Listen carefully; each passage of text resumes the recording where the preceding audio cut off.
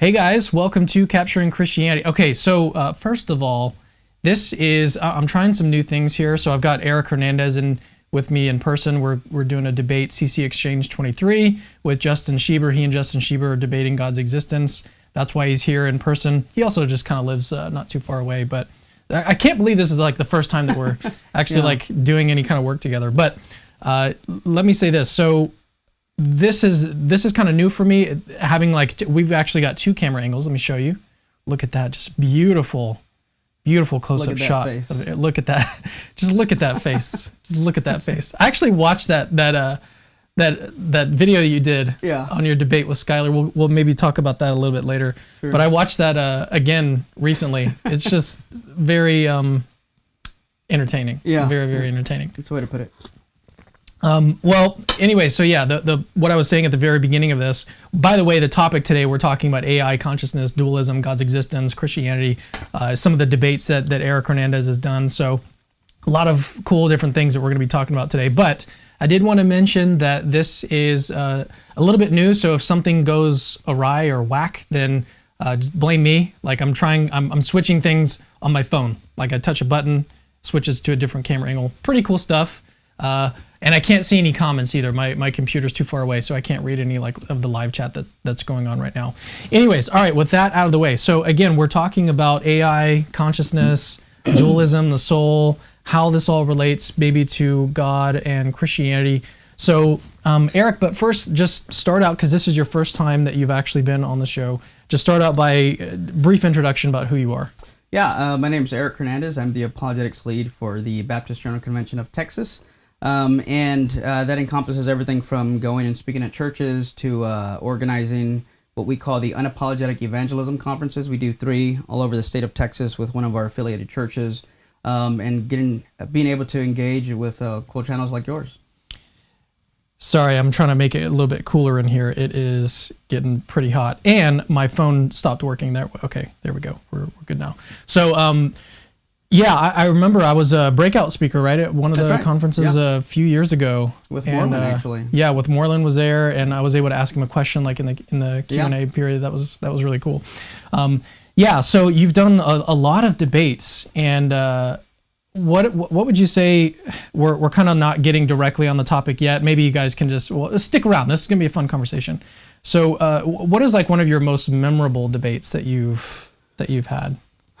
Probably my first official one-on-one public debate. To give a little bit of my backstory, those who've seen my channel or know what I do may have heard it, but essentially my freshman year of college, I took my first philosophy class. I loved it, even though I later found out my professor was an atheist, but because I was allowed to ask questions, and I didn't always get that at my church, I'll put it that way.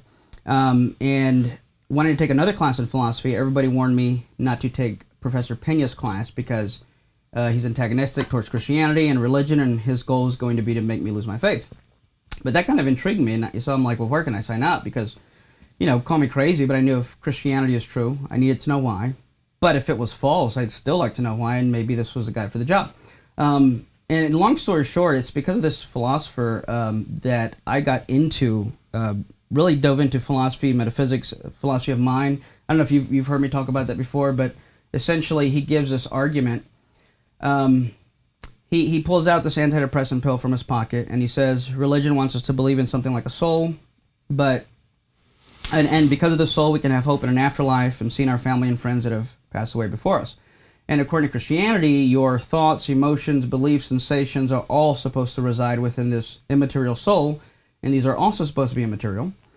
But the problem is, if I took this pill, it has the power to change and affect the alleged immaterial states of my soul. And how can that be? How can something tiny and physical have the power to affect the immaterial?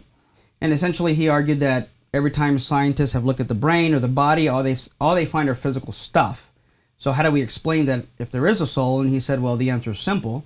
The answer is there is no soul, there is no God, there is no heaven, there is no hell, there is no afterlife. You're just a physical brain and body, and we need to learn to live with this fact, get on with our lives, and stop believing in these fanciful, foolish fairy tales. And it was almost like class dismissed. What troubled me was that for the first time in my life, I heard an argument that, if true, would prove Christianity false. The reason I say that, and without unpacking all the details, 1 Corinthians 15, Paul says, if there is no resurrection, Christianity is false, and he even says people should feel sorry for us for how gullible and dumb we are for believing this. That's the Eric James version. And suffice it to say, again, without going into the details, for the Pharisees, which Jesus would have adhered to, Paul was a Pharisee, their eschatology involved what John Cooper calls a two-step eschatology: intermediate state and resurrection. And because yes, we're getting a physical body, but it's also me that is being resurrected with the physical body. But if there's no soul, how can there in principle be that kind of a resurrection? And if there's no resurrection, well then how could Christianity be true by the same token that Paul's arguing? So I could ignore it or brush it under the rug, and I'm not the kind to just sweep things under the rug. So to make a short story long, after I had graduated from that and got my bachelor's in theology, this school, I remained good friends with the chairman of that philosophy department, and who was my first philosophy professor. And we'd talk every now and then, and they would do these roundtable discussions every semester with the philosophy department, and you got extra credit if you went. And I remember the first time I went, that was the first time I heard of and saw Professor Pena. And again, the next semester I'd be taking his class, and I noticed that. So there were 4 people on this panel. It was a Buddhist, a Muslim, a Christian, and then an atheist. And they would ask a question like, what role does religion play in our society, or should it play? And the first person to answer was a Christian, then it went down the line, and the last was the atheist. And the Christian said something like, well, I'm a retired 40-year missionary, and we've built wells, and we've gone and fed children, yada, yada, yada. Then when it got to Pena, the atheist, he said, well, first of all, I don't think religion should play any role, and if you're going to go with what she said, well, then you're not even doing it for the right reasons. I'm an atheist, and I do those things, and I don't have those motivations, so, kind of appealing to be more virtuous and whatnot. And suffice to say that every question was that way. Christian would answer, he would kind of make her look silly. Well, going back to after I graduate from this community college, the chairman actually contacts me and says, hey, we want to do another roundtable on religion. Would you be interested in representing the Christian side? And I was like, sure, yeah. I was at that point already into apologetics and whatnot. And I said, out of curiosity, who's going to be on the panel? And sure enough, Pena was one of them. So it starts, and I'd say within 10 minutes of it starting, the first interruption happened, and that's when I was giving like my, not opening, but it was just kind of informal. He interrupts me, and from that point on, it was pretty much he and I going back and forth for the rest of the time. The students loved it. The chairman loved it. We did that 1 or 2 more times. All this time this was happening. I assume none of this was recorded? Gosh, I think it was. I don't know where it would be on YouTube. I think I didn't record it. Someone did, and they put it on their channel, but they may have deleted the channel since then. But all those, it was once a semester, and then I got to do this, at U of H, did it at San Jacinto, did it a few other places. And there was a youth pastor who would attend these, who kind of like had a relationship with the school, who do stuff. And he came up to me, not knowing my connection with Pena, said, hey, I notice every time you guys do this, it's always you and him going back and forth. Would you be willing to debate him one-on-one on God's existence at my church? And I was like, yeah, sure. So, we both said yes. So what's interesting is that I remember leading up to that, let's say like 2 weeks before the debate, he calls me and he kind of starts to apologize. And he says, I'm really excited about this, but the church doesn't think people are going to show up to this. So they were going to put you in the sanctuary, but instead they're going to put you in the gym. Hope you're not offended. I'm like, I've never done this one-on-one, so, I'm good with whatever. Day of the debate, I get there about an hour early, to kind of get settled in, study, pray, and whatnot. And again, he meets me at the door and starts apologizing again and says something like, they only gave us 200 chairs. They don't think a lot of people are going to show up, but if we need more chairs, we can. Hopefully you're not offended. I said, don't worry about it. About 15, 20 minutes before it starts, I'm in the back room. I kind of peeked my head out just to see who showed up. Well, those 200 chairs were full. They pulled out 200 more chairs. Those were full. And there were people standing along the back and the side of the church, and people were still walking in. And that night, including online, there was about 600 people who watched that. And that night, there were more atheists than Christians at church because of how influential this professor was. So, yeah, again, to make a short story long, that had to be my most memorable because aside from it being my first, I think the impact that it made was just pretty profound. Well, it also kind of makes sense of like your interest in the arguments for the soul, right? That's kind of like, that was the first person who actually challenged you on that. Right. It made you see that maybe there is actually like a connection between that and Christianity. And then, so that actually is interesting and insightful into like why you've focused on that. Yeah. And you know, what's kind of funny / sad too, I'll tell it this way. Sometime after our debate, I went up to him and I said, I know you're an atheist, so I don't know how you're going to take this, but I just really want to thank you for allowing God to use you the way he did in my life, because if it weren't for you, I wouldn't be doing what I'm doing today. And he kind of just, you know, smirked and whatever. But what's sad to me is that what got me into apologetics wasn't being inspired by some Christian or some pastor or some youth pastor. It was because of 2 atheist philosophy professors. I think that's sad, because even if God wanted to use a Christian to push me in this direction, he couldn't, because there were none in my life who did it. I didn't know what apologetics or philosophy was. In fact, I intentionally took a class in philosophy because I thought philosophy was just sharing your opinion and making stuff up, and I was good at both of those. So I'm like, I could skip this class, you know, and still pass. But again, fell in love with it, and you know, I'm reminded of what Christ said, that if you don't cry out to me, these rocks will. So to me, these 2 atheist philosophy professors were rocks God used to cry out in my life, because no other Christian would.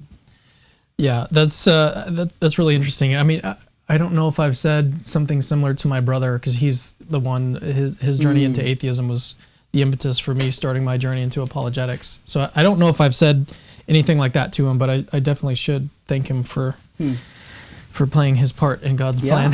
Right, yeah. Okay, well, why don't we turn now to the topic of the video, and then we're just going to hit a bunch of different things. As I said, I think I mentioned that at the beginning of the stream.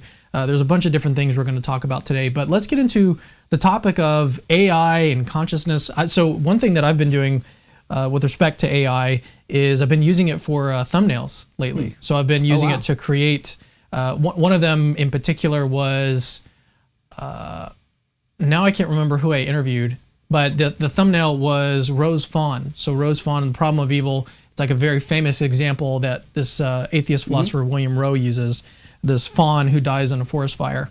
And it just seems like a very paradigmatic case of pointless suffering. And so what I did is I had AI create an image of a deer in a forest fire, basically, and made it look really, really nice and everything. That's really the extent of my knowledge of AI, other than using ChatGPT for various little things here and there. But I mean, this is like a huge topic now. Everyone is talking about AI, especially with the recent advancements of things like Midjourney for image creation, and then ChatGPT, and then so it's becoming more and more on the forefront of the minds of the culture right now. So, and one question that's being asked so often is, are these AI, artificial intelligence, is ever going to get to the point where they obtain consciousness? I mean, that alone is an interesting question, right? But then there's the question of like, what are the implications of that? Some people think if they do obtain consciousness, then do they have rights? And what does that look like?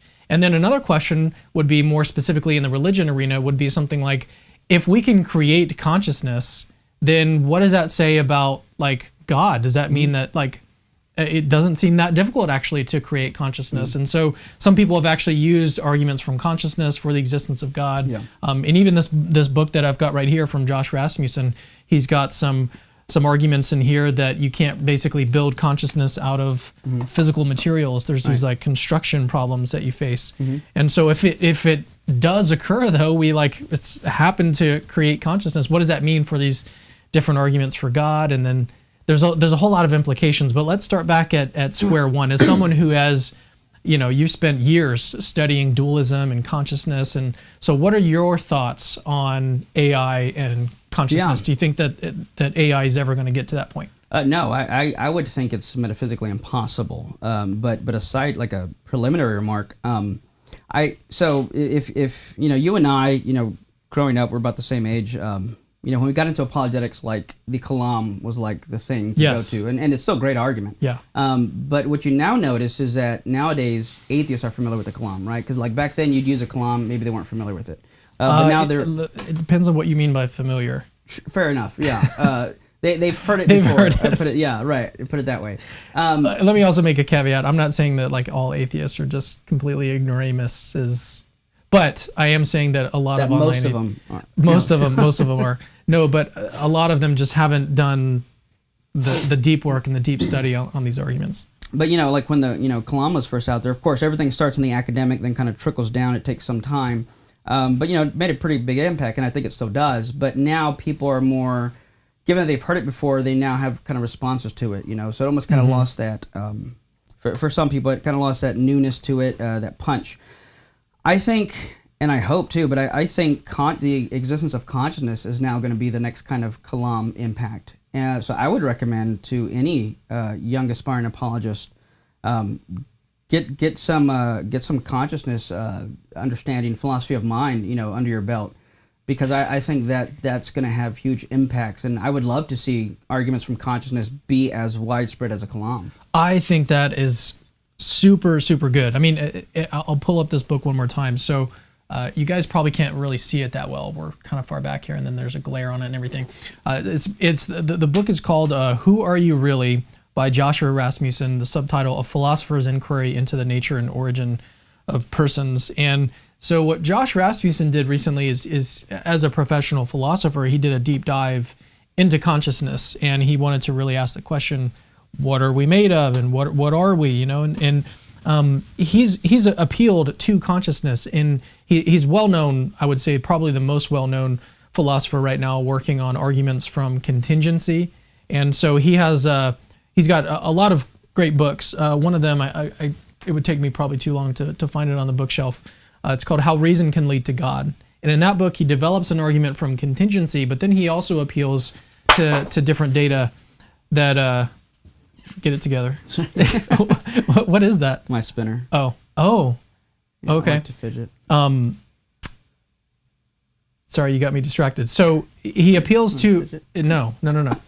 He appeals to consciousness at some point in that book as some sort of like, at least a reason to think that if there is a foundation of reality, then it's got to account for consciousness somehow. And so how do you do that? One of the ways is you just give it consciousness, and so consciousness can come out of consciousness. So anyways, but yeah, I just to kind of go back to what you were saying, like new apologists, if they're wanting to get into the apologetic scene and really champion an argument, then I 100% agree that consciousness is a great area to go into. Yeah, and consciousness, soul, whatnot, all falls under philosophy of mind. So can AI be conscious? So lots of things to say. One thing is that I think that one of the first things, because earlier you said that it's metaphysically impossible, right? So to kind of as some groundwork, I would first say that consciousness is not identical or reducible to the physical. Because when we look at anything, we first want to ask, what's the nature of a thing? So what's the nature of consciousness? And if we take theism and naturalism as our two live options, then right off the bat, it would seem that consciousness fits more on a theistic point of view, given that at fundamental reality, you have an unembodied mind. I in a discussion I had with David Smalley, it was actually the second one, like when he asked me if I thought there could be minds without brains, I'm like, of course I do. And he was so shocked. Remind me to come back to those discussions that you've had with him. Oh, yeah, sure. Love to talk about this. He was so shocked, oh my gosh, you can believe there's a mind without a brain? I'm like, you realize I'm a Christian. How is that shocking to you?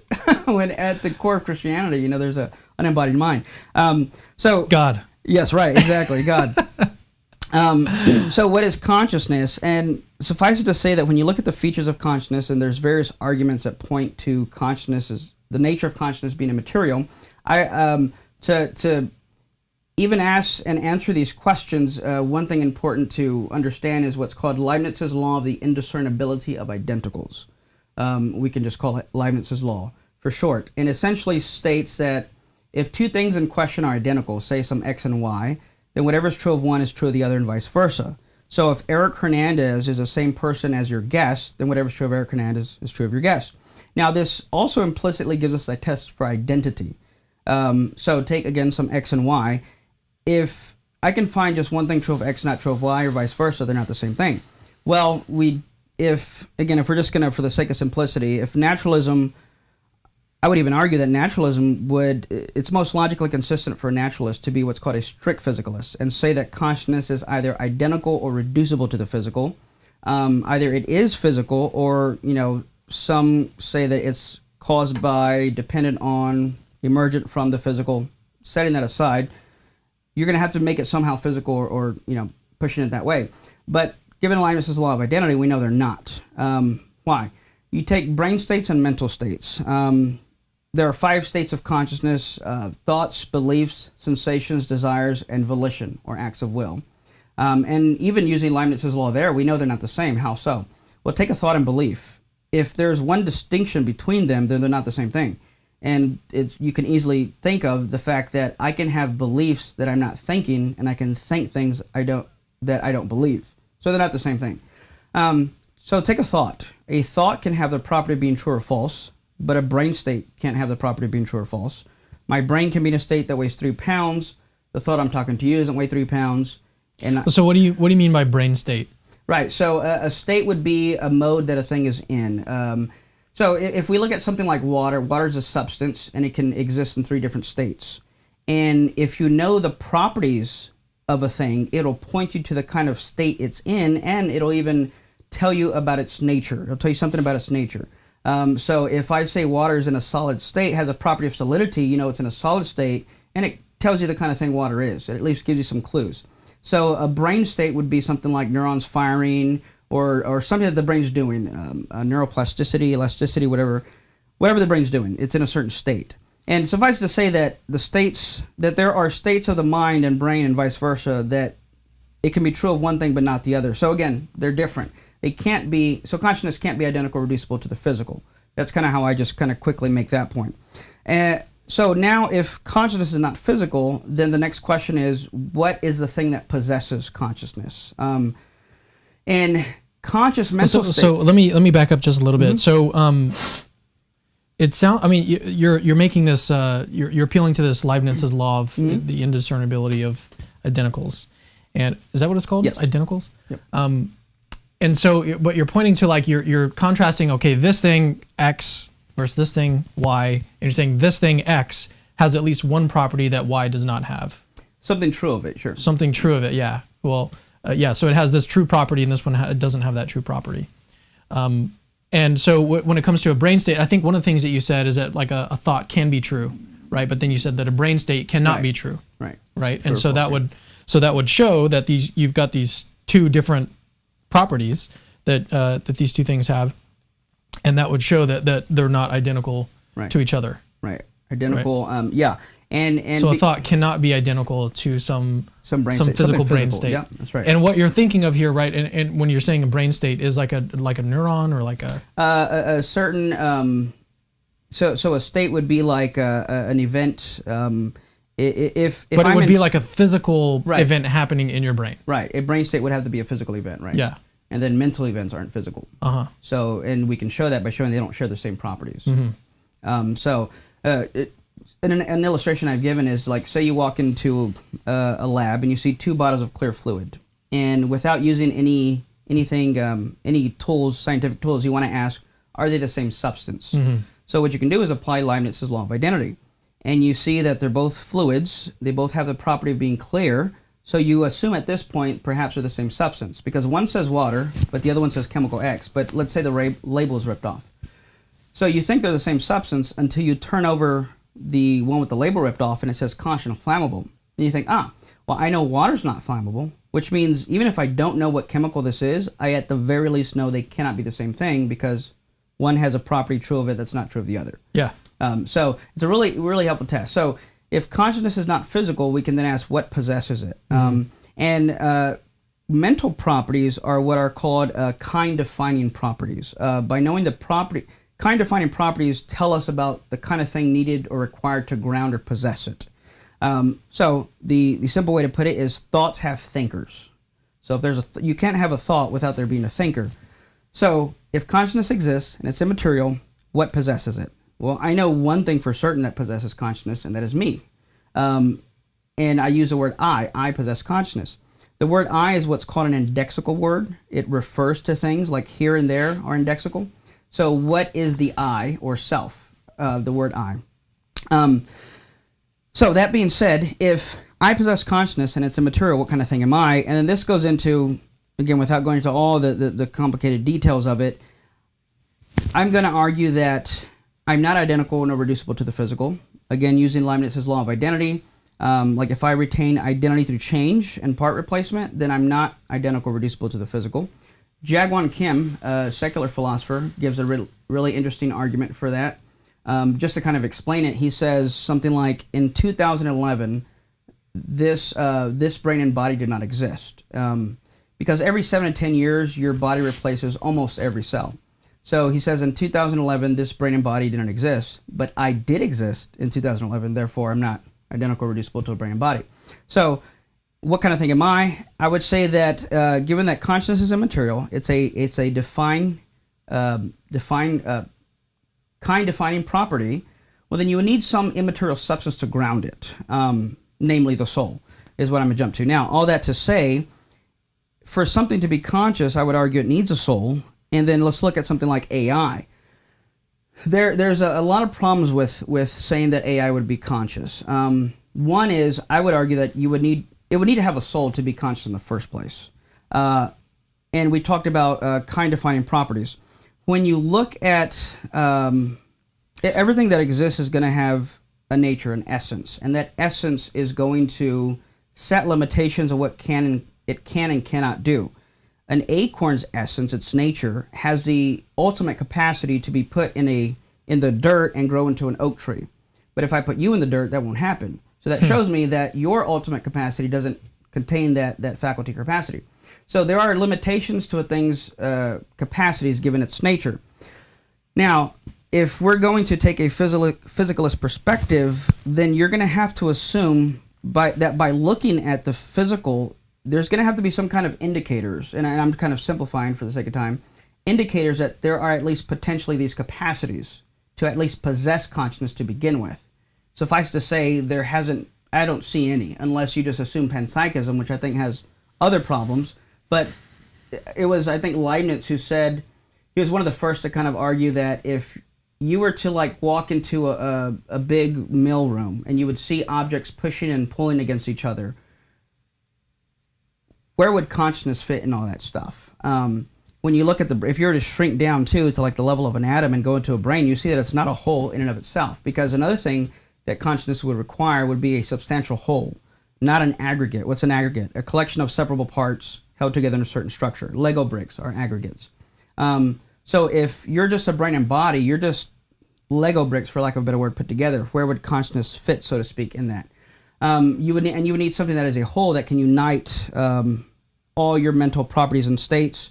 I can touch on an argument later if you want, further going into that we talked about before the show. So now with AI, here's an interesting thought experiment to kind of switch gears that atheist philosopher John Searle puts forward to argue that AI is not going to be conscious. From a physicalist perspective, and something like strict physicalism is a view that you're a purely physical object with purely physical properties, parts, and substances. Searle says if you're going to do that then you're going to have to again make mental properties identical or reducible to the physical. One such mental property is things like intentionality. You're going to have to make intentionality somehow identical or reducible to the physical, or explain it in physical terms if the naturalist wishes to fit this into his ontology of stuff that exists. And one of the attempts was to identify a mental state by its inputs and outputs, its causal roles. So as a substance dualist, which is essentially the view that I am a soul, an immaterial substance with something physical as well. That's, again, just oversimplifying here. Whereas for a physicalist, again, everything is going to have to be either identical or reducible or explainable by the physical. As a dualist, I would identify a mental state by its qualia. What is that? Its intrinsic feeling or texture to it. So if I ask you, how do you know if you're in pain or pleasure, what would your answer be? Say that again? How do you know if you're in pain or pleasure? I introspect on my mental states. Right. You don't need to plug up to some kind of machine, right? You don't. There's no It's immediate and it's privately accessible to you, and so forth. So we identify mental states by what it is like to be in that kind of a mental state. And intentionality is one of those mental states that, again, I don't think can be reduced. So what the attempt is, well, let's identify pain as when you get stuck with a pin, you shout ouch. So certain inputs will cause certain outputs, and that's how we can identify the mental state of pain. The problem with that, well, there's lots of problems, but I mean, inverted qualia could be something where, like, let's say I poke you with the pin, and instead of that causing a mental state of pain, it causes a sensation of tasting banana. But tasting banana also causes you to say ouch. Yet on this reduced perspective of what a pain state is, it would have to follow that you're in pain, even though you're not, you're tasting banana. So here's what sorrow does to kind of show that when it comes to AI. First, to say that AI is conscious, I think you're going to have to assume that type of reduced way of identifying mental states of inputs and outputs. In other words, saying AI is consciousness, I think, presupposes that you can identify consciousness by its inputs and outputs. Sorrow says no, that you can't, and he gives what's called the Chinese room argument. I don't know if you've heard that before. Yeah, no, I've definitely heard of it, and this is all very interesting. I mean, it kind of reminds me of Alvin Plantinga's point in his book. I think it's just called God and Other Minds, where he points out that there really are no good arguments for other minds. Right. Yeah. So it's the kind of what's being brought up in my mind as or as you're talking about this. Yes. Yeah. Right. Because that's even another problem with how do we know anybody's conscious? Right. Couldn't there be a possible world in which everything moves and acts the same, and yet there's no consciousness? And I think we call those P zombies. Right. Yeah.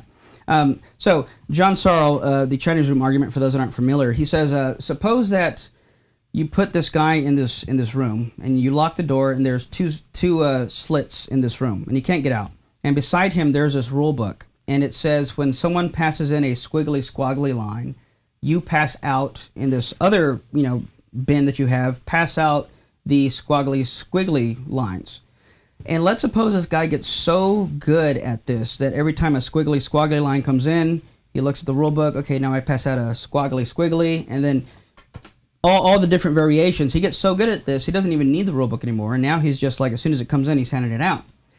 Now, let's also suppose that unbeknownst to him, these lines, squiggly, squaggly lines, are questions in Chinese, and what he's passing out are answers in Chinese. Sorrow's point is that from an outside observer, it looks as if the person inside the room or the room itself is completely fluent in Chinese, and yet the dude doesn't know a lick of Chinese. He doesn't even know he's doing Chinese. And his point is that you can imitate conscious behavior, but that doesn't follow that such a thing is conscious to begin with. Just like you can imitate being fluent in Chinese doesn't make you fluent in Chinese. A computer, artificial intelligence imitating conscious behavior doesn't prove that it is therefore conscious. And I think that saying something is conscious would have to assume that type of reduced view of identifying mental states by inputs and outputs. Yeah, I think I like that argument because, it kind of puts the perspective back on, like, we've got to establish what is consciousness in the first place. That's right. I mean, because we kind of know that, I mean, all of our experiences are based in a being that is conscious. So we know what it's like, but then, how do you actually go out and test something like AI? Because there's a whole lot of videos and, like, I think there was some, now I'm not going to remember correctly, but there was some, like, Google, someone at Google was claiming that their AI had started to say that it was sentient or conscious or something like that. And then, like, what do you do if an AI does start to say something like that? Can you trust it? And so I think it, because what you're kind of pointing out here with the Chinese room experiment is that just because something is giving you the right input-output, right, that does not mean that it's conscious. Right. Right. And so then it's just going to come back to the arguments for how anything can be conscious in the first place. Yep. And then if your argument is successful, that you need a soul in order to ground consciousness, then that's what you're going to need in order to show that something like AI is going to be conscious in the first place. Right. Yeah. So by implication, again, given that thoughts have thinkers, the thinker would be the soul, and then the thought would be the mental states and properties. So in other words, if you're going to say that a physical machine is conscious, then you're going to have to ask what possesses that. Is it this part over here or this part over here? Now note though, this is saying that consciousness is not identical or reducible to the physical is not to say that there are no correlations or cause and effect relations or dependence relations. So, Moreland says something like, fire causes smoke, but it doesn't prove that smoke and fire are the same thing. I've often used like a guitar illustration or with an instrument that, these certain keys on a piano cause the note C, but they're not reducible to each other. So just because there's a cause effect doesn't mean they're the same thing. In fact, I don't know of any dualist that would deny cause and effect relations like that. And I bring that up to say, if a computer is conscious, again, not just saying that these parts of the computer are associated with this kind of programming, where are those thoughts and what grounds those thoughts? And that's why I'd say, well, then you would need to have some kind of a soul, but where would you put that thing, so to speak? And even suffice to say that if you don't have something in the base properties, or at least some indication that this thing's nature has the ultimate capacity to possess these ultimate capacities like consciousness, you have no reason to believe that it's going to be consciousness.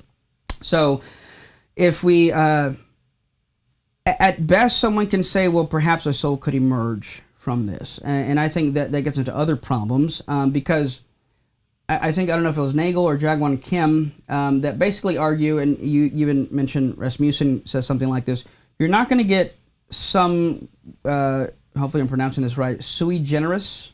You know how to pronounce that word? Sui generis? I think that's sui how you say it. generis. Yes, sui generis. You're not going to get some totally radically different kind of property emerging from things that are unlike the subvenient base.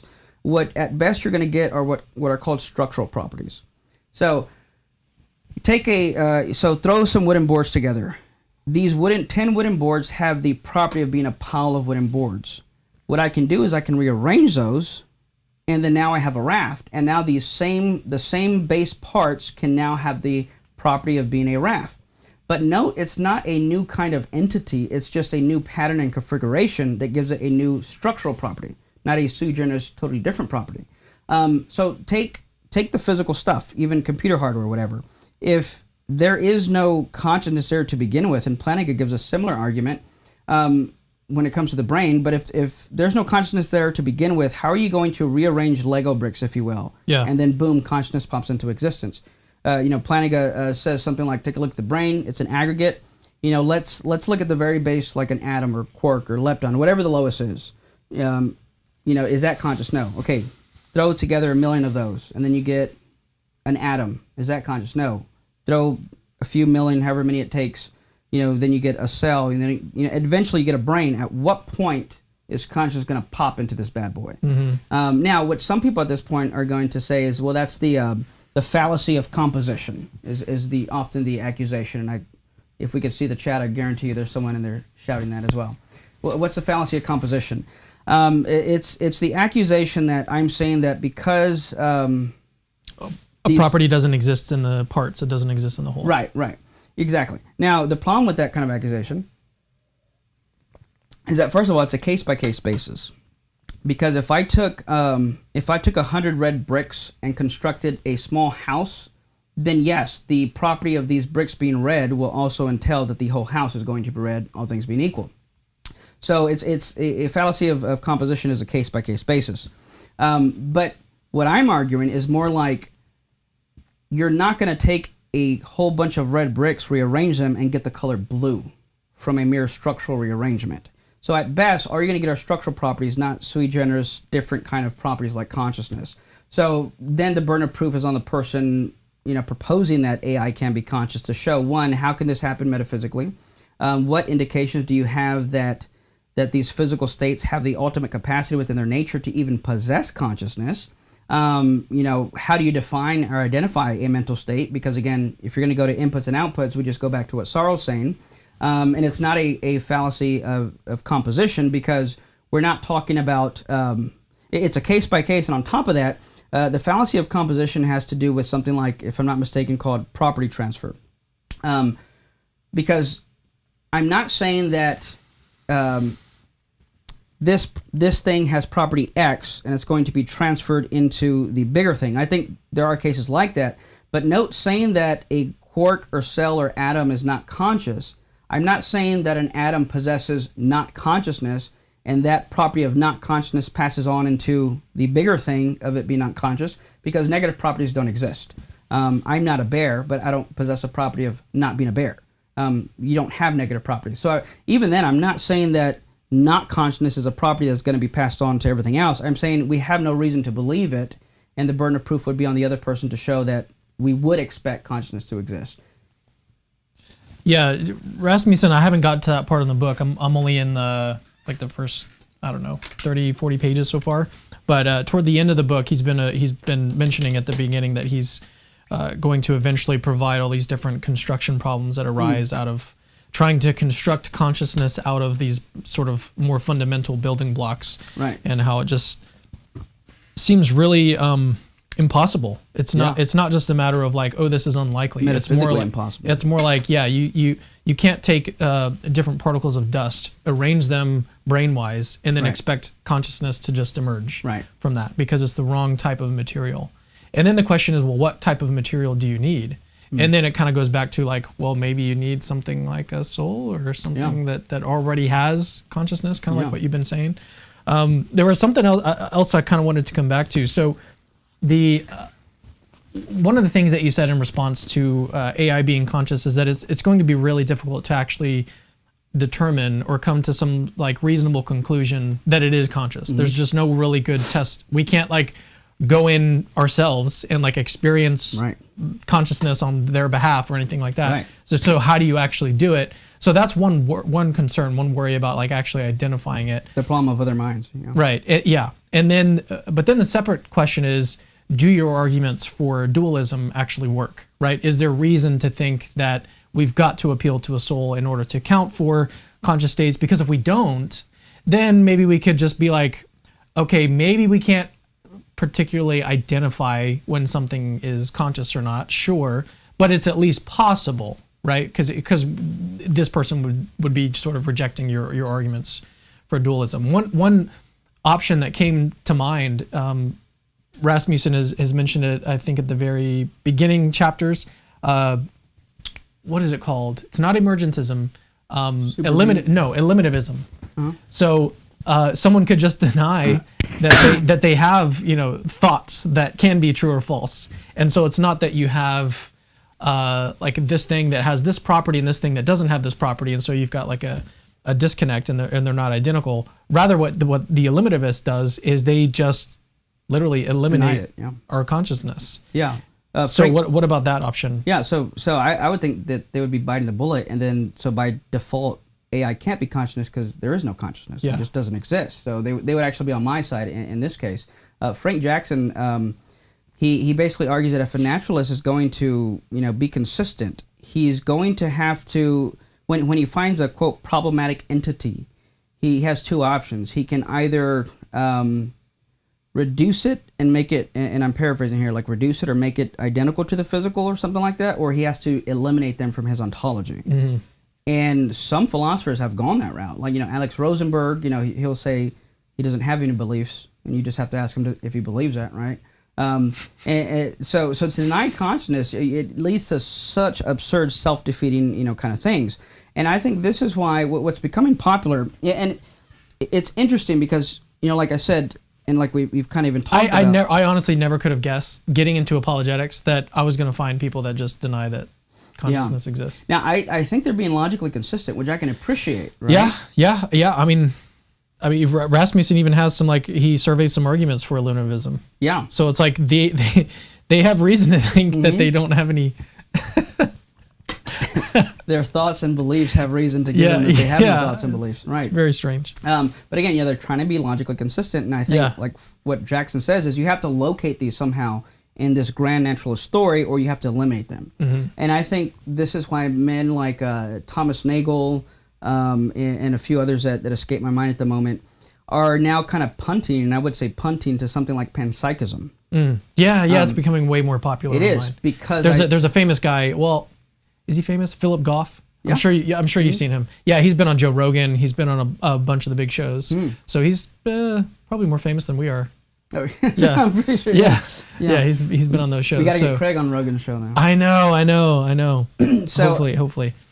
I think it's showing though that what's always been interesting in just the history of this kind of stuff is Christianity and philosophy of religion in general is Christians put this up and then atheists kind of, it's almost like playing chess, right? You're making the next move. So I think that now, like, I think consciousness in the academic area is starting to really, or it has been really gaining traction. In fact, John Searle, an atheist philosopher of mind, has said something like how he's embarrassed for the past 50 years in the philosophy of mind, how people who have tried to defend or articulate physicalism have just done a horrible job, and he says it's been a waste of time. There's an atheist philosopher saying this about philosophers of mind who are naturalists.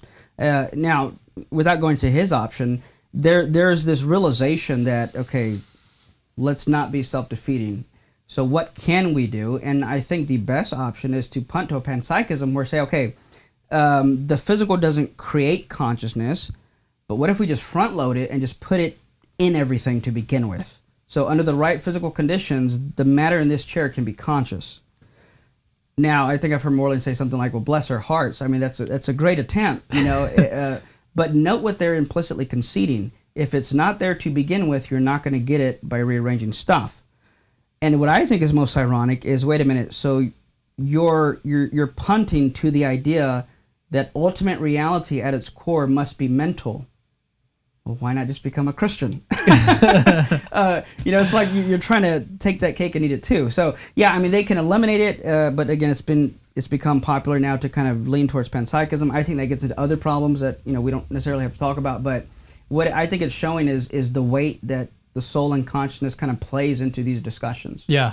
The initial kind of thought that came to my mind with respect to panpsychism, we were talking about it a little bit. Whoops. Now you guys can see me.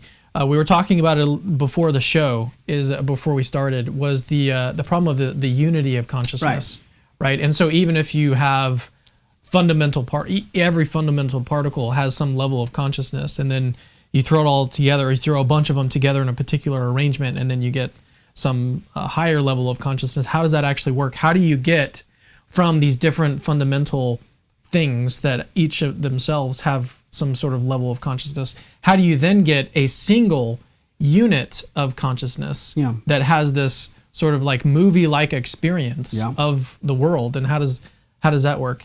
I'm sure that that was one of the things that you could have brought up if you wanted to. So why do you need a substantial self to kind of ground consciousness, to possess consciousness and whatnot? So Eric LaRocque has an interesting argument, which is kind of similar to Hasker's argument. Hasker's argument is the unity of consciousness. LaRocque focuses on the unified visual field of consciousness. And the way I've typically argued it, and I'll use his illustration as well and kind of modify it, is so if we have two options on the table, that either you are a substantial whole, and I would say that would have to be something like a soul, or you're an aggregate. If for the physicalist, and there's different versions, but suffice to say that you are an aggregate, again, Lego bricks, if you will. I'm not a substantial whole. And there's different types of part-to-whole relations. Like you take a heap of sand, you can call that a whole, but you can see how it's only a whole in the sense that there are certain parts spatially located close together. But then it becomes a problem, which is kind of what you're leaning at. Well, there's a piece of sand over there. Do we count that as part of this heap, or do we have to move it? How close does it have to be? Yeah, you get into those kind of with mereological problems. And then take a car. Well, that seems to still be an aggregate, but it's a much deeper whole connection than a heap of sand. And then you take a living organism like us. Well, so you have this hierarchy. And I would say that the soul, well, here's what Moreland once said, is that the soul is mereologically simple but metaphysically complex. So it's not a collection of separable parts. It's a single substantial whole. All that to say is you're going to need some whole to ground these things. And now let's go to Eric LaRocque's argument. So and the way I modify it is, okay, if I'm either a soul, a material substance, or an aggregate, a collection of parts. Well, if I am an aggregate, then I'm not going to have a unified visual field. Let's say that's a second premise. Now, why not? We now know through neuroscience that when I look at an object, and again, the dualists, for some reason people think dualists deny this. Like an objection I get from like non-believers is, yeah, but if, I don't know, like Alzheimer's can make you lose your memory. I'm like, right, go on. Sure. No different than, detuning a guitar while I'm playing it is going to affect the sound. Like, sure, what's your point? So we now know through neuroscience that not only are we able to see more cause and effect relationships with certain mental states, we also know that what brain regions or brain firings are correlated with certain mental states. So when I look at an object, we know that certain regions of my brain are correlated with certain aspects of an object, like the size, the shape, the distance, the color, whether it's in motion or rest. But these correlating brain states terminate in certain parts of the brain. In other words, there is no part of the brain that takes all these little pieces and puts them together. So if you think, so you're a photographer, right? We're capturing Christianity here. If I were to take a picture and pixels, if you threw, hypothetically, if you can get a box of pixels and throw them, or puzzle, let's say, right? You throw on the floor. Well, you're not going to see the whole picture unless you have something that puts the picture together into one unified field. LaRocque argues that, why do we have a unified visual field? Why, when I look at an object, I don't just see first the color and then I see the shape and then, why do I see all of it together? So here's his illustration, which, again, I'm modifying. He says, suppose you have 5 chefs working on a recipe for a cake. And you take these 5 chefs, but they're each working on a certain part of the recipe. And you put them in 5 different kitchens. What do you need to get a whole unified cake? Because them being in separate parts of the kitchen isn't going to work. Now, some have argued, well, if they're all working on it at the same time, you'll eventually get that cake. Well, no, you still won't, especially given, this is why I kind of push further and say, well, let's say they're locked in separate kitchens, whatever. In order to get a quote-unquote unified whole cake, you're going to need a master chef to get those ingredients they finished working on and then put those into one whole cake. So LaRocque argues, well, that's what you need a soul for. You need something transcendent to the physical that is going to take these aspects that are correlated with these brain states. This part of the brain terminates and is correlated with the color, this part, this.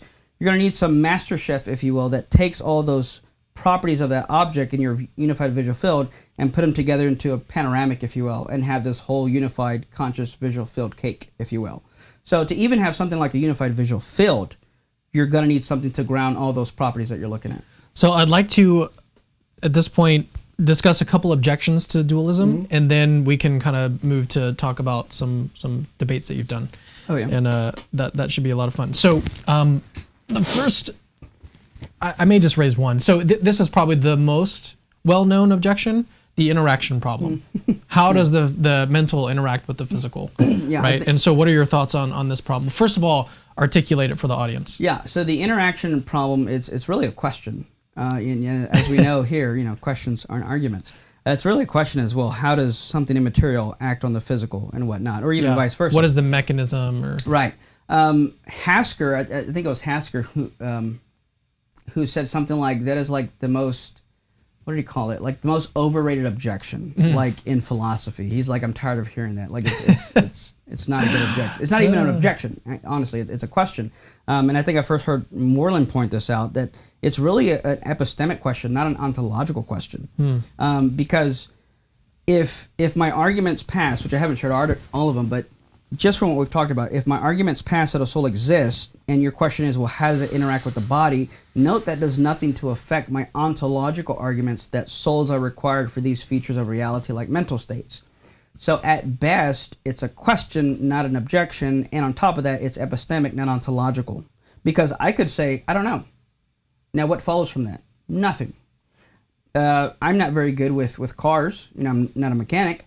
But if I drive my car to get here, I say, oh, I've got a car and it works great and it exists. You say, but how does it work?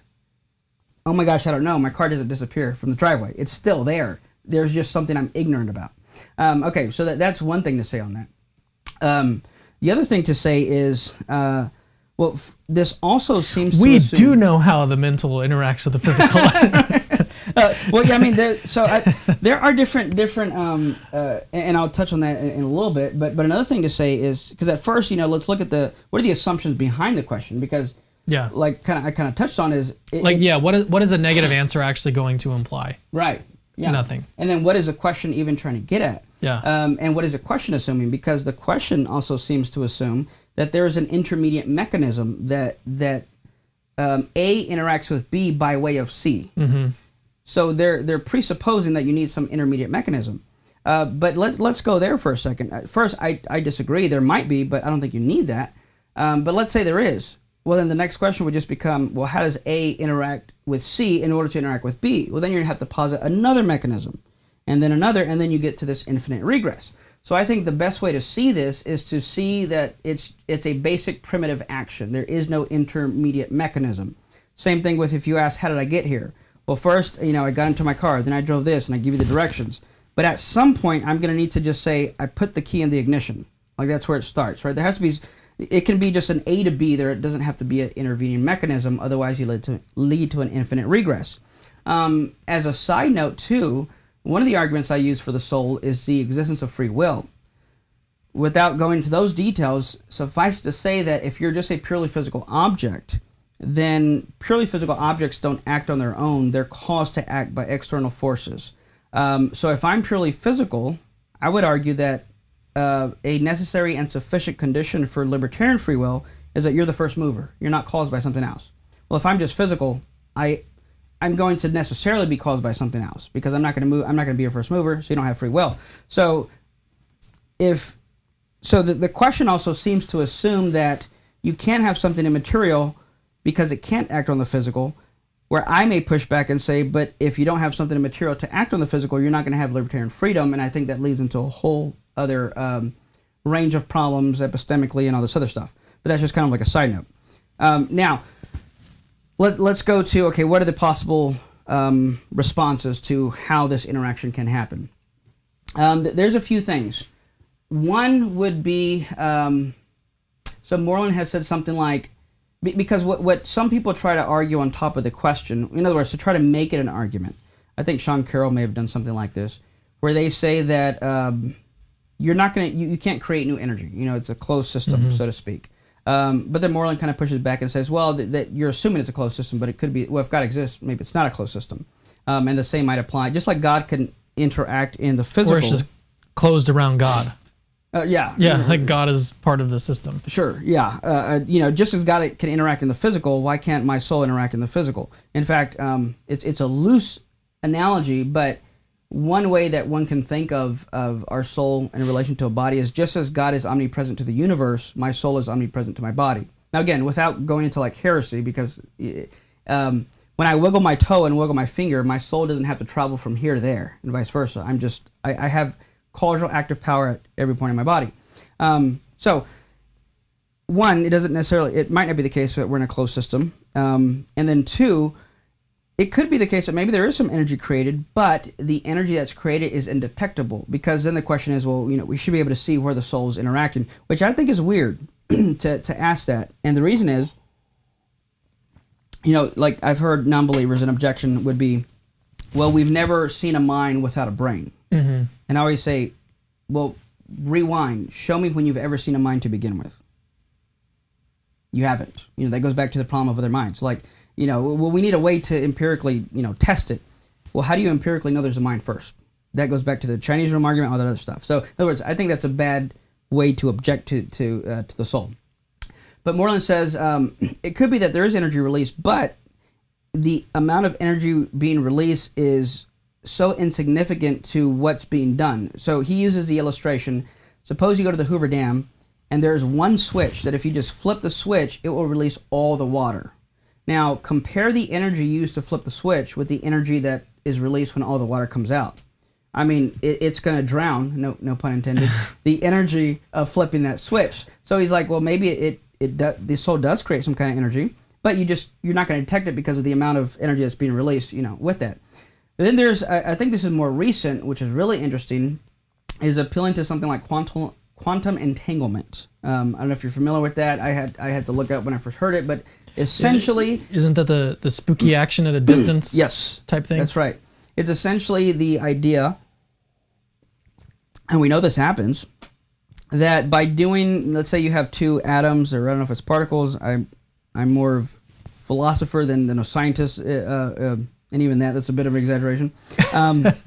So I don't know the exact words, but you have these two things, and by either observing or doing one or measuring one, it has a cause effect on the other thing, and they're so far separated that there is no interaction between them. Well, it's also instantaneous. Yes, that's right. So it's like, that's why they call it spooky action at a distance. It's because like you interact with this thing over here, and then it affects this thing way over here immediately. For it's like, Halloween, how does that happen? Right. For Halloween, you should do an episode on that, the spooky interaction. Yes. Good idea. I don't have a pencil. I read it down. It's being recorded. Oh, yeah. So when you have this quantum entanglement, there's no energy really, unless I'm getting this wrong. But basically, in other words, you don't really need to do anything, and there's no transfer of energy between these two things. So it could be the case that the soul, that there's some kind of relation to that the soul does something that doesn't take any kind of energy being created, but by doing something, even if it's observing or introspecting, whatever, has an effect on the physical. So which of those options, and there's other options, which of those work or is true, I don't know. At the end of the day, I'll say I think it's a primitive basic action, and I'm perfectly fine with saying I don't know the exact details, just like I drove my car here, even though I don't know the details. But suffice to say, there are responses out there to it, but just to recap, it's not an objection, it's a question. It's not an ontological argument or anything against it, it's epistemic. Nothing is lost, even if we say I don't know, and there are sufficient answers that people have argued for and how to explain that. Yeah. I mean, to me, I think the appropriate response is just say, I don't know. Yeah. Like, why are you so concerned about that? You know, are you isn't okay? Isn't the question? Yeah, isn't the question like, doesn't a soul actually exist? Right? Yeah. If that's what we are, as opposed to how it all works. I like your illustration of the car too. It's like I drove here, but I don't know how all the parts work. And it disappears. We're millennials. We don't know any of that stuff. Oh man, I was gonna discuss. I don't know if I was gonna discuss another objection to dualism. No, this was tying in dualism to AI again. So you at one point mentioned that like it's not that like your soul, when you wiggle your finger and your toe, it's not that your soul has to like travel. And what that got me thinking of is it is kind of strange that God has decided to tie our souls in one sense to these sort of meat sacks, like these physical bodies, right? Like he could have. I'm gonna jot a note down because you reminded me of something. Go ahead. I'm sorry. Oh yeah. So he could have seemingly seems possible that he could have tied our souls to some other objects, and so this has raised questions of like a friend of mine, and he's got his own YouTube channel. He's an apologist. Parker. Parker Set a Case has asked the question on several occasions. Could God have put my soul in a desk? Right. And so that's actually an interesting question. I'm looking at my desk right now. It's actually a really interesting philosophical question. Could God have actually put the soul and made it put it into a desk? And if that's the case, then it does seem that God could have put a soul into like coordinated with an AI system or something like that. So that's one way that AI could be conscious, is if God decided to sort of give it a soul maybe. So what are your thoughts on all of that? I remember Parker, and shout to Parker. I remember he asked it on Facebook, and I gave a response. We went back and forth a little bit, and he said, "Oh, that's interesting, good stuff, man." So thanks for that, Parker. So I would say it's gonna depend on one's view of, and this is actually relates to what I wrote down, because to kind of tie these two things together, you asked, well, if we can create consciousness, what does that say about? I forgot how you put it. God's role or something like that. Like if we can create consciousness, like does that mean that we're gods in one sense, or what are the theological implications? Yeah. So what I would say, or like it doesn't seem that difficult. Sure. Yeah. For guys, are there any implications on arguments for God from consciousness? Yeah. So now this is going to get us deeper into the metaphysics, and I would say the relevant question is, well. So when it comes to the origin of the soul, there's two dominant views. There's the creationist view of the soul and the traducian view of the soul. And the creationist, not to be confused with young earth creationism or anything like that. It's and I'm gonna oversimplify. So if you're gonna get mad at me for that, whatever. For the sake of making the point, on the creationist view of the soul, when the right physical conditions are there, God zaps, if you will. He kind of puts that soul into that physical creates body. It. Yeah, he creates it and puts it in there. And as a side note, I wonder if that would. So I don't hold to a creationist view of the soul. I wonder if could an argument be made about God resting and no longer creating? Could the creationist view could it be debunked, if you will, by saying that God's no longer created? I don't know. Nevertheless, that's the creationist view. On the traducian view, it gets a little more interesting. and technical, but essentially, see your body kind of like your biological tissue is infused with what's called soulish totipotentiality. It has the potential. Put it this way: when you sever a starfish arm and you put it to the side, that severed arm has the potential and can actually become a new starfish. But no reproduction has occurred. So that kind of seems weird. Even with in cases of pregnancy, you have twinning, where the baby splits, and I do say baby, not just fertilized egg. There's a split, and you have two persons. Again, no reproduction. So what I think this does is, I would say for the most part, neuroscience is almost utterly irrelevant. And Moreland has said something that strong before to questions about the soul, and that any view on the soul is going to be what's called empirically equivalent. Let's say you're a physicalist, I'm a substance dualist. We're not going to disagree on any of the scientific data.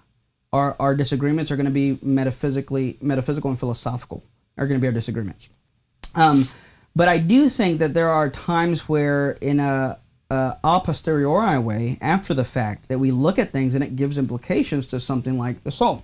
So in the Traducian view, suffice it to say that God has set up the world in such a way that, for the sake of simplicity, let's say animals, and let's include humans and call them rational animals, that their biological tissue, that their soul is, again, omnipresent throughout, like sugar and water. If you were to stir it, it's kind of diffused all throughout it. And if that's the case, it could be that when a sperm and egg meet, you have a substantial change. Now, that's an important technical term, substantial change in metaphysics, and that was first used in metaphysics. Substantial change in the sense that you'll have some people say that, like, consciousness is an emergent property, and they'll point to water being wet. Wetness is an emergent property of water. Without going into all that, suffice to say that Moreland would argue that the existence of new properties, if anything, shows the existence of a new substance coming into existence. And again, going back to the essence thing, your nature is going to set limits, and your nature is what grounds your what you can possibly do, the capacity. So if you have new properties that weren't in the subvenient basis, then it's likely that a new substance has emerged. And suffice it to say that when you get these two, sperm and egg, with soulish totipotentiality come together, you have a new substance, namely the soul, and then that begins to form the body of the stuff it has to work with. I hold to that view for a few reasons, but here's where I want to relate it to. If we look at Genesis, I talked with Moreland over the phone. No big deal, whatever. One time. But he says that Genesis is an apologetic, is written apologetically, not against non-believers, atheists, but against the pagans. How so? Because, well, the obvious would be like, God created the sun, so don't worship the sun, right? Because God created that. Yeah. But the less obvious is that if you notice repeated throughout there, he says, let everything reproduce after its kind whose seed is in itself. What seems to be the implication apologetically was, you pagans think that in order to, for your crops and, to be fertile, you're going to have to do these certain religious ritual orgies to entice your gods to make things fertile. But no, God has set up the whole world in such a way that everything already has a capacity to reproduce after its kind, and everything that's in itself it has what it needs within itself to reproduce that thing. That seems to be an implication also of a Traducian view. So in other words, so when you talked about, well, if we could create consciousness, what would that imply theologically? Well, I don't think we are creating consciousness, just like we're not, quote unquote, at least not the way God is in this sense. For my wife and I to have a kid, that's not creation ex nihilo. All we're doing is taking the stuff God gave us, mixing that around, and given the metaphysical laws He's already instantiated, you're going to have things. So all you're doing is tinkering with what God gave us. If the Traducian view of the soul is true, and you need a soul to ground consciousness, then much like severing a starfish arm, or the twinning when they split, you're not creating consciousness. If anything, again, you're just tinkering with the psychophysical stuff, if you will, and using what God has already put in place to make something happen. Gotcha. Okay, now let's move on to discussing some of your debates. I mean, that was a lot of fun to talk about AI and consciousness and stuff, and I'm sure that we're barely scratching the surface. And that makes sense? Yeah. Oh, yeah. No, it did. I actually really appreciated the distinction between the creationist and the Traducian. Why can I not say that word? Yeah, no, I like that because I mean, philosophy of mind is not really an area that I've done a lot of study in. I think I've been pretty open about that. So that's one of the reasons why I'm excited to read more of Josh's book. But that was really helpful and I'll want to think about that more. The difference between the two. A side implication too. This is, I think, it would be another reason why I would deny artificial intelligence being conscious, because it's not. There's no soulish totipotentiality within that physical stuff. Yeah, that's what I was gonna kind of go there, but then I was like, well, let's just move on. Let's move on and talk about some other topics. Pay no mind to these super interesting things that we're gonna just ignore. So, but I would like to. I mean, I don't know how much time you have, but I haven't eaten lunch, so I'm pretty hungry. So we'll maybe wrap up a little bit. So, but I did want to discuss some of your other debates. I suppose I haven't watched every single debate that you've done. What? I know. You've done a lot. Like you've done a lot of debates, and not all of them are formal debates, right? Right. But are there any others that you would just kind of mention off the top of your head that kind of stick out to you that were important or funny or interesting? Yeah, one of my favorite. Well, you said you were going to bring up Smalley. I did really like that one. One of my other favorite ones was the abortion debate I did with the. She was a feminist and a lawyer, and the executive director of NARAL Pro-Choice, Texas. Now, is this one online? Yes. Okay. Oh, have you not seen that one? No. When was it? It's one of my favorite. I don't know, 2017 maybe? Oh, okay, so it was a long time ago. Maybe. You did? And I think this is before, like, so you've always been the camera person, the aesthetic person, which I've always appreciated. And I think I uploaded, because here's what I'm getting at. The audio quality and the video quality was horrible. I don't know if the person who did that is watching or follows me, but suffice to say that there was a lot of red tape we had to go through to even do this debate. Yeah. The school didn't want to do it first and all this other stuff. And I remember when my friend calls me and he's like, hey, they're hesitant and they say they'll let you do it if you make it a discussion, not a debate. And I'm like, call it what you want. I'm coming to debate. I mean, I'll be respectful, whatever. When I get there the day of, I'm immediately met by, and I'm trying to be tread carefully here. I'm immediately met, suffice to say, by a... You say suffice to say a lot. I'm sorry. That's my way of telling myself to shut up and not be too detailed. to just give the... Yeah, that's my ADHD. To summarize it. My way of trying to... Suffice to say, it's my way of trying to... It's probably a very helpful thing that I've now made you self-conscious of. Oh, yeah, no, sure. So now I'm going to try not to say it, which is good. You're welcome. Thank you. Is that... I was met by a lady who was on staff at the school with short hair, colored blue or purple, and tattooed up. Just put it that way. Not pointing to any stereotypes or anything, but she said... Sure. She said something like, hey, just want to remind you, it's not a debate, it's a discussion, yada, yada, yada. And I said, I understand that. I said, but just to be clear, you do know I disagree with her, and I'm going to give my reasons why. And she goes, oh, yeah, we want this to be an exchange of ideas. I said, then we're good. But yeah, the quality in video was bad. The reason I said the red tape is because my friend actually asked if the school can record it, because it was a student-led organization. They should have certain access to stuff, but the school said no on everything. So last minute, someone he knew said, I can do it for free. I have the equipment. He had the equipment and stuff. I don't think he just knew how to operate it properly. Gotcha. Put it that way. Okay. So I remember you even mentioning that. I'm like, yeah, I wish it was better quality. But yeah, that was one of my favorite debates because for a number of reasons. One, I expected more from her. And I mean, to give some highlights from that, I would take shameless plug real quick. Hopefully in June, my first book will be coming out, The Lazy Approach to Evangelism. Interesting title. Coke will help me pick it out. I didn't notice that, or I didn't know that you were writing a book. Yeah, I didn't really announce it because I didn't know the deadline and whatnot. And then, but yes. So one thing I'm sure you've got him on speed dial as well. It's whatever. he's calling me now. It's almost like a mixture of tactics and plus something else, because I was doing tactics before I knew what tactics was, just because my early exposure to philosophy and learning about logical fallacies, I kind of was able to implement that into discussions. But here's why I'm saying that, because I think that debate is a really good picture of that. I'll just give you one highlight for the sake of time.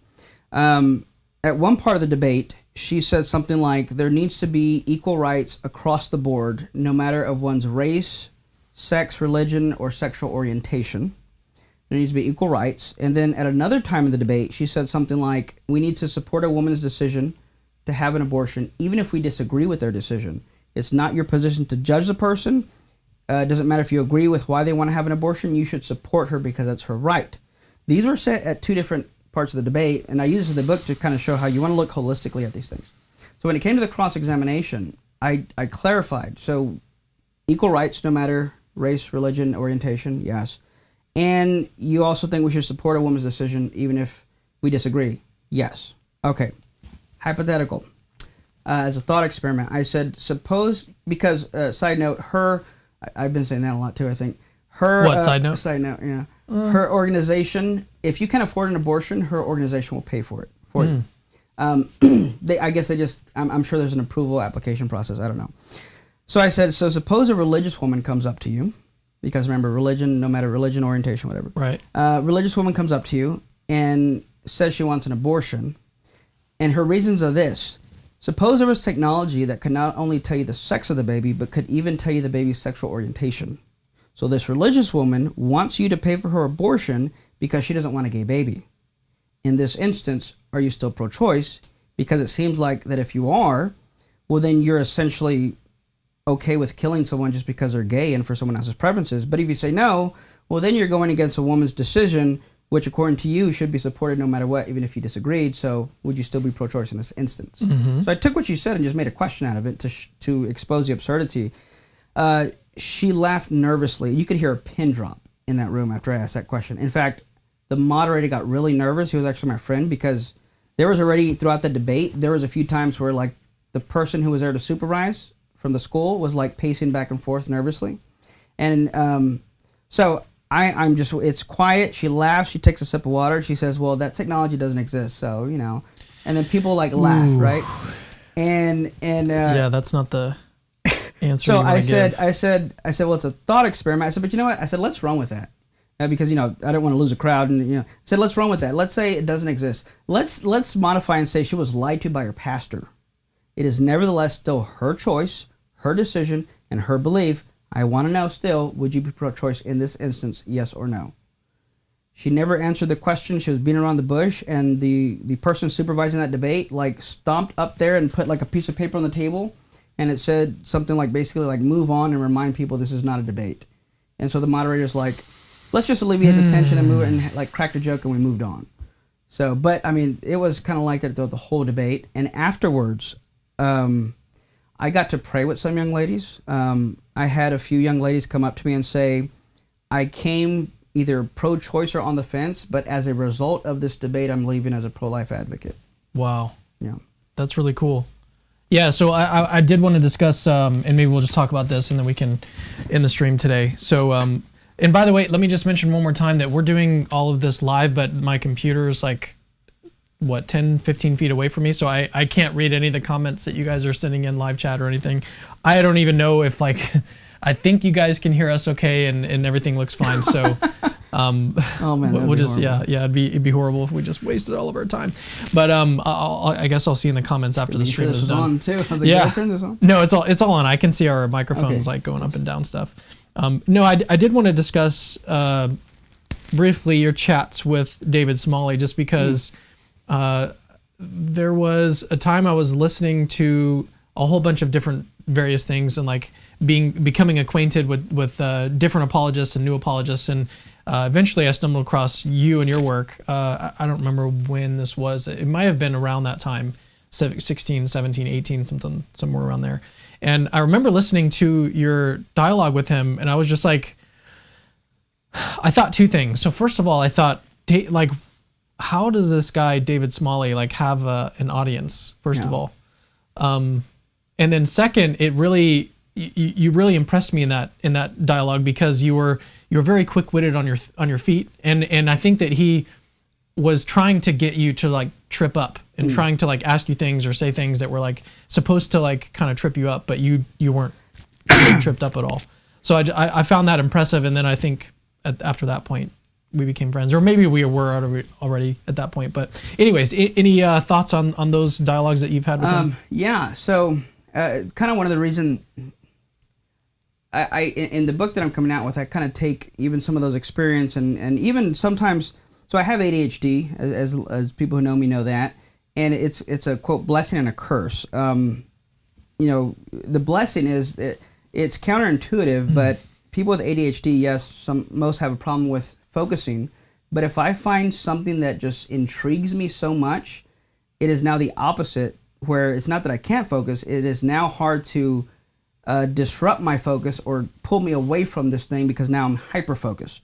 So that's kind of a counterintuitive superpower with ADHD. This is why you have kids playing Xbox for like 15 hours straight, and parents going to their psychiatrist saying, he can't have ADHD. How can he focus for 15 hours on video games? Well, it's because he's hyper-focused and he's intrigued by that. When it comes to the philosophy and stuff, that's kind of how I get, where I'm like hyper-focused. And then when it comes to debate, it's somewhat similar, and it's also the fact that I separate my emotions from the logic, which is weird because, they're like, I can be cold-hearted, so to speak, in some instances where I probably should be more emotional, but then I'll also like cry watching a Pixar movie or something like that. It's without going to all that. One of the things suffice it to say, right, exactly, is that when I do debates with people like that, first I try to study my arguments, anticipate how my opponent might respond, but also remind me what David was he? Did you just call into his show, or no? He invited you on, right? Yeah. Okay.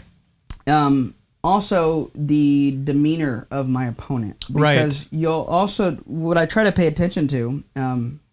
So anybody. Yeah, no, I have noticed that. I think I know where you're going. That you sort of match the tone. Their tone. Yeah, that's one way to put it. In some ways. Yes, match the tone, but also. It's like David is just super condescending. Usually when he's having. I wasn't being condescending to him. No. But you were. Maybe you were. I don't remember. But you were just maybe not like. Well, you were very confident. You may have been using snark, but I just remember you kind of going like tit for tat. Yeah, and like so Jesus did that, and I won't go into defense on that. But I look at what do they perceive as like confidence, or how do they try to wiggle out of something and call it out or something like that. So with Smalley, one of his things was like just incredulity, right? Mm-hmm. Where you make it. I've heard him. I can see why he has a following, but I also see the weakness in the way he's done that. So I've seen, without mentioning names, I've seen apologists that I know of go on his show, give a beautifully articulate argument, and then he says something like, "Oh, come on, you can't really believe that." Yeah. And the apologist gets kind of flustered and like, "Well, let me restate it." Why? That's not an objection. It's one of my tactical tools. Hat tip to Kokol is discerning whether they're giving you an argument or they're just making an assertion, because assertions don't merit responses, rebuttals, or refutations. So like one of my tactics is to just say, "Go on," and just stay quiet because you haven't given an argument. So that's one example. So in our debate, I give like I think it was the evolutionary argument, or maybe it was the consciousness thing. And I think you did give the evolutionary argument against naturalism. I did. I just don't remember the response. But he couldn't grasp that. He said something like, after I explained, he's like, "Oh, come on." Yeah. He goes, "That's ridiculous." Knowing that's his tactic, my response was, "I know. That's why I'm not an atheist." Mm-hmm. To turn that incredulity on, it is ridiculous, and that's your worldview. And then he's like, "Oh, no, that's not what I meant," And so he did that like one more time, and I kind of said that again, and after that, he didn't use it anymore. Interesting. So it kind of took the wind out of that. His other things I've noticed is... Well, before you get to the other thing, what I think this shows is that it does take a lot of, would you call it like emotional intelligence? Or like maybe rhetorical intelligence? Is that even like a word? Yeah, but so gotta be messed up in the head like me. Well, what can happen is if you're, inspiring philosophy, Michael Jones is really, really good about this. Yeah. So he knows from like a rhetorical standpoint, he needs to be super confident in this debate, or he needs to like say this or do this in order to come off rhetorically strong. And to be a good debater, to be a good apologist, especially if you want to go do live debates and stuff, you have to care about rhetoric. It's not enough. Yeah. Even Dr. Craig, like if you just watch his debates, like he's super good with rhetoric. It doesn't really seem apparent on the face of it, but there's a lot of rhetoric behind it, and that's important for anyone. But what I think that this shows is that you sort of have like an innate care to match someone rhetorically, or have like these sort of rhetorical responses to make sure that you're not just winning in substance, you're also winning in rhetoric. Right. And that it's important, because the rhetoric sometimes can completely sway someone to the other person's side, even if they don't have the arguments or the evidence in their favor. Yeah, which can be a good thing or a bad thing. And I, even having mentored other apologists, I put it this way, is that we're all called to engage in apologetics. I think 1 Peter 3:15 is a mandate, but we're not all called to engage in debate, and that's okay. I've never organized one of my own debates. I've never asked to debate anybody, and like in your words, I've done a lot of debates. So it hasn't been me looking for debates. I think I'm gifted in that area, and what that requires, I don't know, but you can still develop gifts and whatnot. All that to say is probably nothing I've been saying. So yes, it don't feel that to do apologetics you have to do live debates. In fact, that's a small portion of what some people may do. But if you're going to do debate, it's important to look at those things, because you don't. Well, even if it's not a debate, strictly saying, even in conversation, if just a conversation, especially on this other guy's show, and if you're not, if you're, your approach, someone might listen back to that show with Eric and David and be like, well, I didn't really like Eric's approach here. I didn't like what he was, but that's not really the point. The point is, be prepared to have some type of response to the rhetoric that's going to be thrown your way, and just keep that in mind. It's not to say be a clone of Eric, but it's more to say,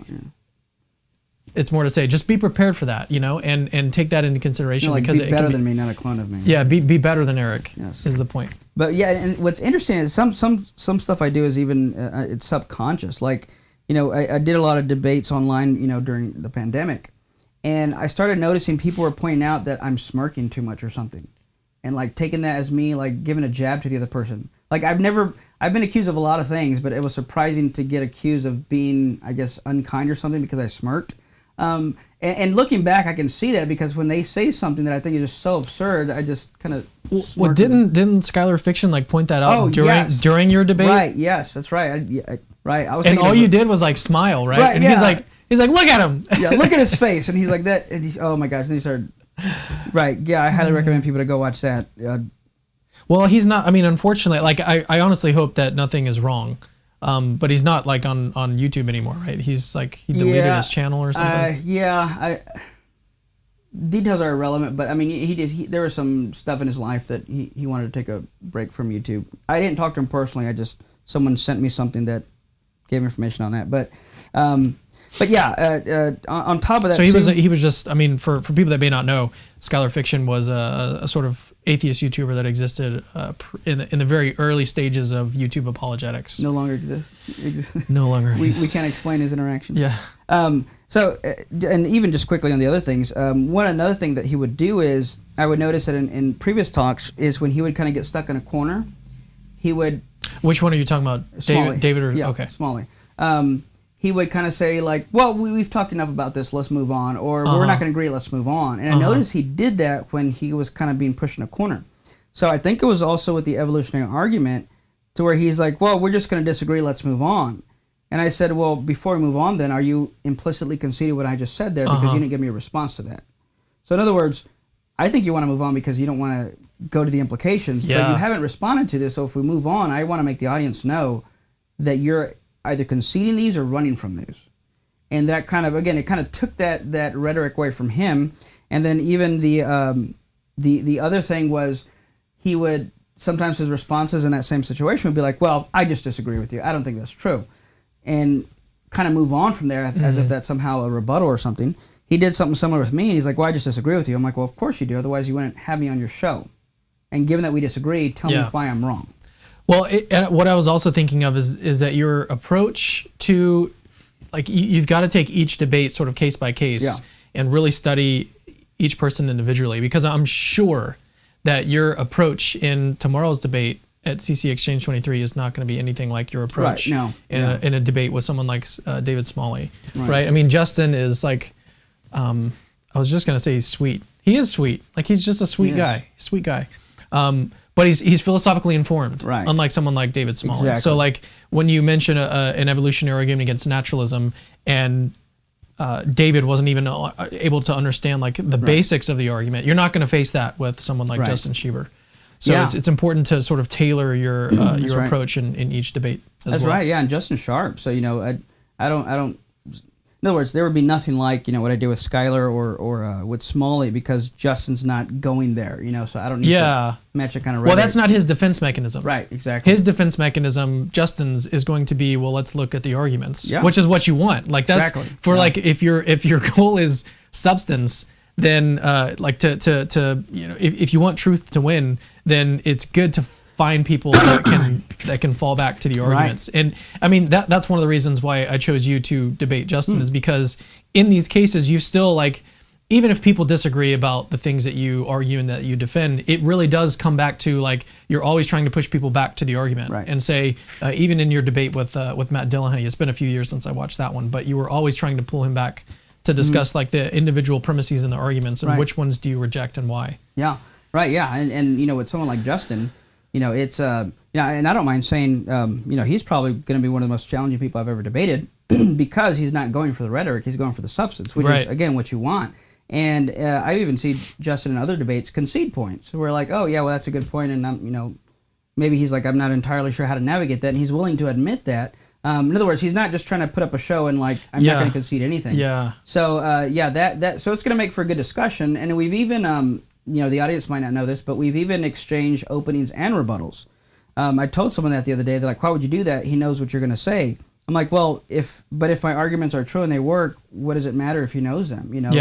I should be able to defend us on the substance of them, not on, trying to pull a fast one or blindside him with something. Well, one point on that. So William Lane Craig, he's been on Capturing Christianity several times at this point, but he was mentioning, I did a show with him and Jim Tour. Did you watch that show on Abiogenesis?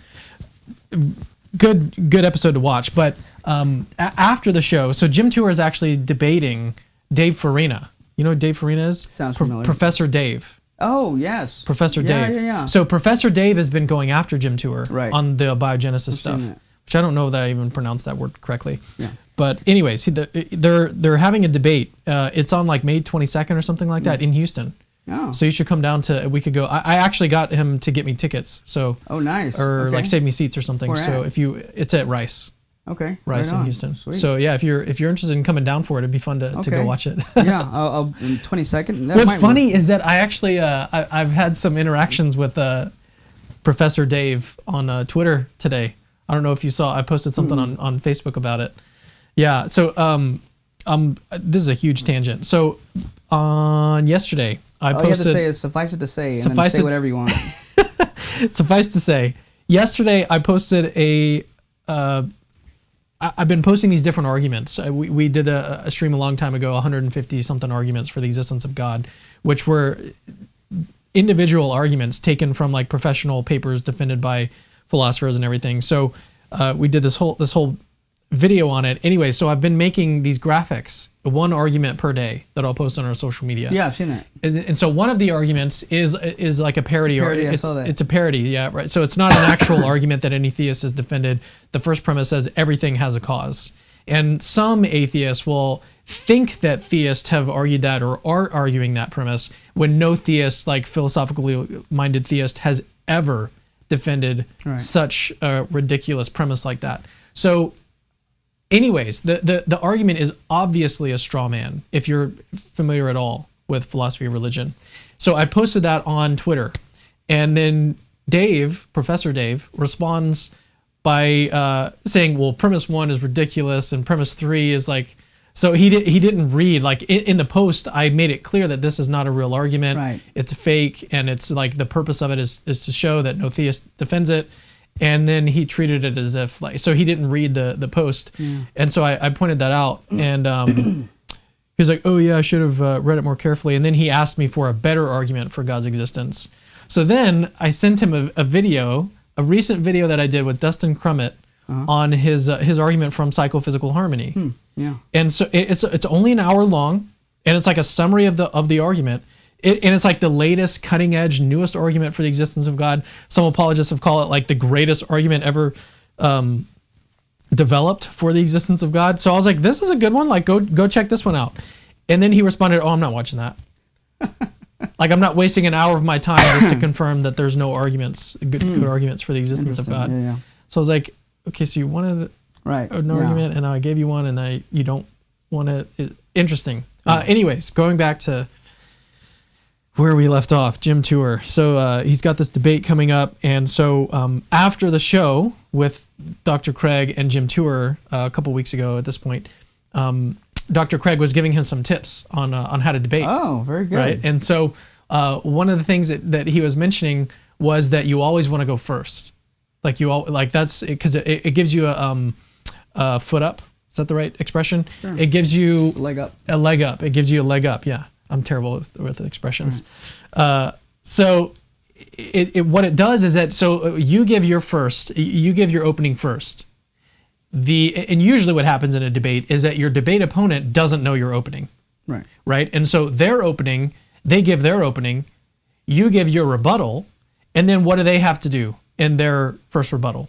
They have to respond to your opening and what you said in your response to their opening. Mm-hmm. So they have a big job in their first rebuttal. And that is why Dr. Craig and any sort of experienced debater recommends going first. Mm. But in a context like this, what we're having is that you've exchanged opening statements, so that's not going to be an issue. And you're also, I don't know if that you've exchanged first rebuttals. You have? Okay. So you already, you completed those and you've already submitted those to each other. So you know exactly what everyone's going to say. And so no one's being put in this debate, even though you're going first, there's no one's being like, there's no advantage in this case, which is actually pretty cool. And to me, it's like, again, the idea is that we want substance and truth to win. And in a debate structured in this way, I think it can happen. And I'll say I wouldn't do that with just anybody or everybody. Yeah. From what I've known about Justin and our interaction, he's a respectful guy. He's a nice guy. He's not trying to get a gotcha. And I even had limited time too, as well, to study. So I'm like, well, there's no reason not to. It seems like I can trust him. You vouch for him very well. So it's like, well, if we exchange, sure, I lose the surprise, if you will, but I also now know exactly what to look at. Right. Yeah. And also when we do switch to like the open dialogue in the middle, it's going to, I think that the first two sections are really going to open it up to have some good dialogue on the key areas where the two of you are sort of going to disagree. So I think it's going to be just a phenomenal debate. I mean, I can mention one more time. This debate is happening. Today is May 5th, 2023. It is happening tomorrow in Houston. So if you happen to be watching this and you're in the Houston area, you haven't registered and you want to come see the debate, then come and see it. Now, the only thing is that we don't have since this is a free event, we have no idea how many people to expect to show up to this. We've asked people to go and register on our website, but there's just no telling. Like, we could have 80 people, we could have 150 people, we could have like 300 or 400 people show up to this debate. We don't know, because this is also being live streamed. So if you're not in the area and you still want to see it, then it's being live streamed for free on our channel as well. But it's going to be pretty good and exciting. I think this is going to be cool. Sure. Well, why don't we go ahead and sort of end it there? Is there anything that you'd like to sort of leave with the audience? Keep me in your prayers for tomorrow. You can check out some of the debates we mentioned. You can go on my YouTube channel. Just type my name in, Eric Hernandez. Do you post all of your debates on your channel? Yeah. Or most of them? Yeah. Are you working on? Are you like? Would you consider yourself a YouTuber? Maybe not in.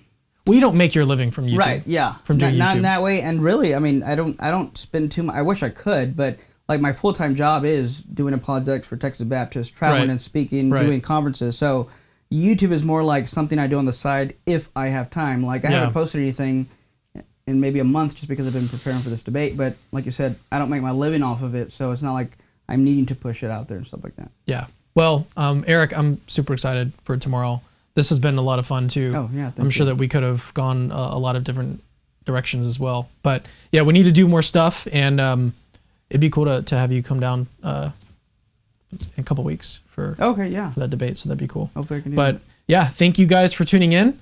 Let me know what you think in the comments. Again, I can't read the live chat, so hopefully it looks like our mics are still on and everything. Thank you guys for tuning in. I should have mentioned this earlier. We have some free resources in the description of every video. So if you're interested, this is completely 100% free. The Rationality of Christian Theism is a 60-page ebook that myself and Dustin Crummett co-authored. And then we also have this ultimate list of apologetics terms for beginners, hundreds of terms that get used in these apologetics discussions, like epistemology, ontology, dualism. All of these terms are defined for you, and there's also hyperlinks to important resources like encyclopedias and stuff. And these PDFs are available for free if you go to the description and click the link and enter in your email address and become one of our subscribers. So, oh yeah, and I don't mention this either, and this is like the worst time to mention this. Subscribe to the channel, like the video, share the video if you enjoyed it. But thank you for watching, and we'll see you guys in the next Capturing Christianity video. See you guys later. Hey, it's me again. Actually, don't leave yet. I've got something super important to tell you. So first of all, you're awesome. Like you just watched a really long video just now, and you're still watching it. That is actually pretty amazing. Secondly, we have hundreds, literally hundreds of other apologetics related videos for you to watch on our channel. Go check them out. I've interviewed exorcists, hosted debates between Christians and atheists. I've even made response videos to atheists. All of that is available on our channel. Go check it out. Third, I rely on people that see value in my work, people like you that watch videos to the very end, to keep the lights on around here. Literally, this is how I feed my family. So if you see value in the work that I do, please consider supporting this ministry and becoming a patron. Links to that are in the description. Oh, and have I mentioned that